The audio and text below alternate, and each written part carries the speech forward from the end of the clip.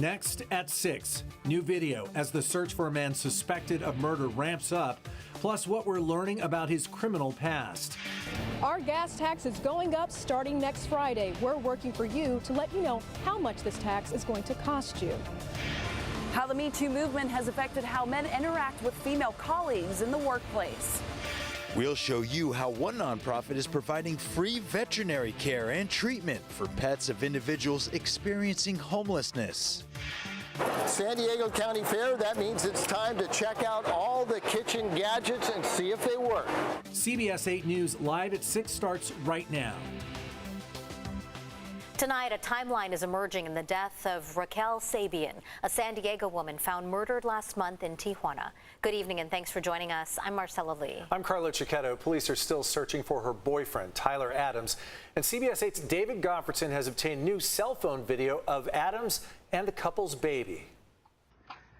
Oh, look at that. Good job, Raquel. Beauty. In this cell phone video from November of last year, Tyler Adams can be heard talking to his girlfriend, Raquel Sabian, and their then 5-day-old baby, Valentina. Good job, Raquel. You truly take care of your baby. Beautiful, Valentina. Doesn't she look like a little peppermint candy? Yeah, she looks like a beautiful peppermint candy, honey. The family was living in this University Heights apartment on Texas Street. At first, Adams acted like the perfect father until the couple started fighting, according to Raquel's mother. She knew him by the alias Paul Phillips. My daughter told me sometime last year that she wasn't getting along with Paul and didn't want to stay with him. In mid-April, Raquel went missing, posting her last message on Facebook on April 16th. Her father, David Sabian, believes she was already dead. April 17th, they saw her car pass through Tijuana on the camera. They didn't see who was driving, but that was her mother's car, which she never drove into Tijuana. Her mother told her not to. On May 31st, police found her body near the beach in Playas de Tijuana. Her father told me Raquel had a broken neck and her remains were found in a large cooler inside a white Volkswagen Jetta. On June 8th, Mexican police put out an Amber Alert for the baby. On June 12th, Adams texted Raquel's family, "Say hi, Valentina." This video of baby Valentina with a babysitter. On June 15th, the baby was found safe with the babysitter. The next day, Adams crossed back into the United States through San Ysidro using yet another fake name, Aaron Bain. The victim's father has questions for Adams, who is now on the run. I just asked him, why did you have to kill her? If you were having problems with her, why didn't you just leave? Now, look at what you did to your life. Look what you did to my family. Okay, wait, bye-bye. Look what you did to your own daughter.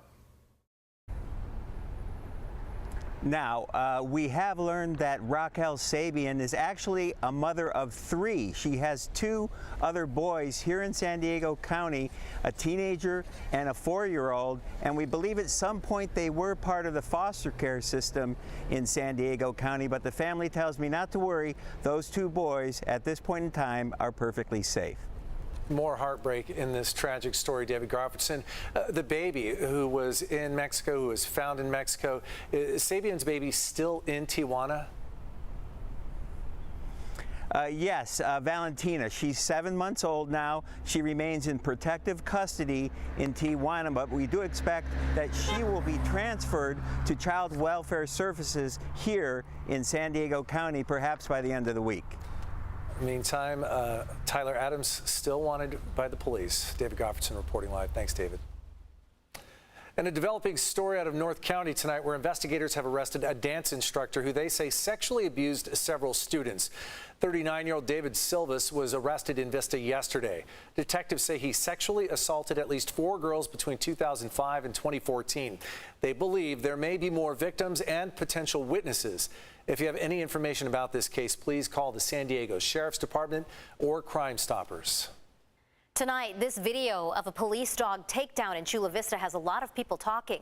Now, Chula Vista police are sharing their story behind it. They tell us it happened around midnight on Saturday near the 200 block of 3rd Avenue. Police tell us the man, now identified as Ivan Nahara from National City, was intoxicated, belligerent, and trying to fight people. They say there was a bit of a struggle when they first got there, and when they brought in a police canine, they say Nahara tried to fight him, but the dog took him down, and he was arrested. Tonight on Capitol Hill, lawmakers are one step closer to a deal on new gun control legislation. 14 Republican senators joined Democrats today to advance the bill's first procedural vote. The bipartisan deal expands background checks for people under 21, provides money for states to enact red flag laws, and closes a loophole that prevents partners convicted of domestic abuse that live outside of a victim's home from buying a gun. The NRA has come out against the legislation, and its leaders are now pushing lawmakers to vote against it. With drivers feeling frustrated and helpless over high gas prices, today President Joe Biden called on Congress to suspend the federal gas tax through the end of September. The 18 cents per gallon tax is used to fund repairs for major highways, but the administration says other money could be used in the interim.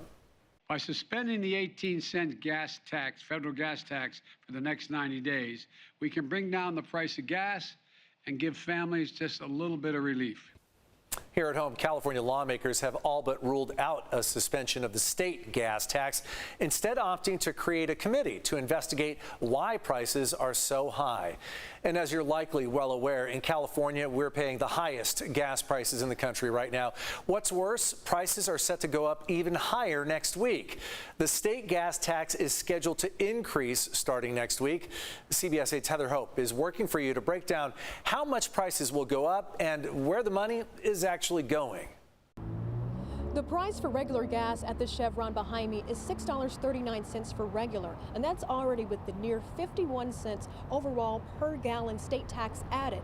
That's expected to go up to nearly 54 cents per gallon starting next Friday. We're working for you to get answers why.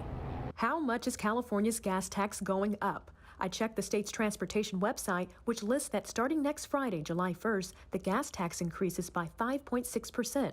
That takes the current tax up to 53.9 cents per gallon, which means you'll be paying 2.8 cents more. I spoke with Richard Ryder, the chairman of the San Diego Tax Fighters, who says this tax hike is coming at the worst possible time for San Diegans. The tax goes up more this year because inflation is up. So instead of having a 1 cent increase or a 2 cent increase, now it's 3. Why is the gas tax going up? I looked up Senate Bill 1, which state lawmakers approved in 2017, for there to be an automatic increase every year to incrementally raise the fuel excise tax. Where will all this gas tax money go? The state says most of it goes to fixing roads, repairing potholes, and rebuilding bridges, and to improve public transportation. And I think Californians, they support those ideas, but there's a limit to their patience. I spoke to Senator Brian Jones late this afternoon, who says he supports President Biden's call to suspend the federal and state gas taxes, and says he wishes Governor Gavin Newsom would get on board and pull from California's nearly $100 billion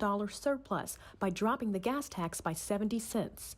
It's really a double whammy for these families in San Diego that are already struggling to make ends meet every month. Is there any relief or gas rebate coming? California state legislature announced this week it's creating a new committee to investigate why prices are so high.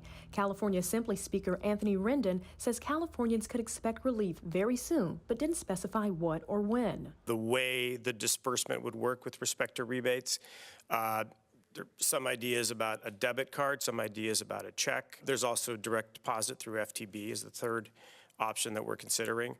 That California Assembly Speaker says that the state legislature should decide on a gas relief package by this fall. Meanwhile, Senator Jones says San Diegans should write the governor, their assembly member, and senator with how gas prices are impacting them. We have contact information listed on our website, cbs8.com.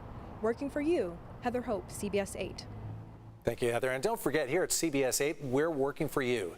If there's an issue you'd like us to look into or you have a story for us, email us at workingforyou@cbs8.com. Right now, firefighters in the northeast part of our county are wrapping up after tackling this brush fire you see here just a couple of hours ago. Flames broke out around 4 o'clock today along San Pasqual Valley Road near Santa Isabel Creek. That's just west of Bandy Canyon Road in Ramona. Chopper 8 was overhead and captured this video of fire retardant being dropped onto the flames and a lot of smoke blanketing the area as those flames were put out. Tonight, there are no reports of any injuries or damage to any buildings.